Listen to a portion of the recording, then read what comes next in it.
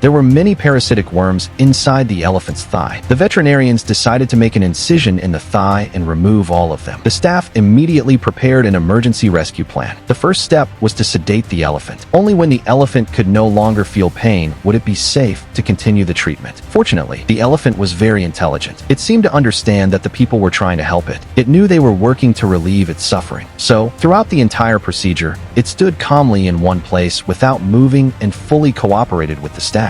At that time, the abscess on the elephant's thigh had become extremely swollen. Its skin was stretched so tightly that it looked as if it could burst at any moment. If the abscess had burst, the poison could have spread further through the body and caused a much more severe infection. Therefore, it was essential to drain the fluid inside the abscess. Even a 1-minute delay could have increased the danger to the elephant. The venom of the king cobra was rapidly spreading through its bloodstream. It was destroying its red blood cells and slowly taking its life. Fortunately, an elephant has a massive body and an exceptionally strong system. If a smaller animal, such as a hunting dog or a lion, had been bitten by a king cobra, it might not have survived. To completely remove the venom from the elephant's body, 2 things were necessary. First, it had to be given a sufficient dose of anti-venom so that the poison inside its body could be neutralized. Second, the poisonous fluid had to be drained from the swollen area so that no venom remained there. The most important part of administering the anti-venom was estimating the elephant's weight accurately. The correct dosage depended on its weight, ensuring the anti-venom worked as effectively as possible. This prevented the dose from being too low to neutralize the venom or so high that it could cause unnecessary harm to the elephant. Despite the severe pain from the wound, the intelligent elephant remained perfectly calm and allowed the staff to administer the injections. Because of its enormous size, the staff had to give it 3 injections before the first stage of neutralizing the venom was complete. After the anti-venom injections, the most critical and dangerous part of the rescue operation began, draining the fluid from the swollen area. This procedure was risky because an incision had to be made in the swollen tissue. If the elephant had felt intense pain and become uncontrollably aggressive during the procedure, the consequences could have been disastrous. The staff did not take any chances. First, they thoroughly cleaned the wound and the surrounding skin with alcohol to prevent infection during the procedure. After cleaning, they carefully made an incision at the most swollen part of the abscess. By gently pressing the area with cotton, the poisonous fluid inside slowly began to drain out through the opening. Every single drop of that fluid was highly toxic and posed a serious threat to the elephant's life. Once all the fluid had been drained, the staff gave the elephant another injection to prevent infection, ensuring the wound healed properly and the treatment remained effective. It is hoped that, with the dedicated care of these kind staff members, the elephant will recover from this ordeal, be out of danger, and soon return to the wild to live its life freely.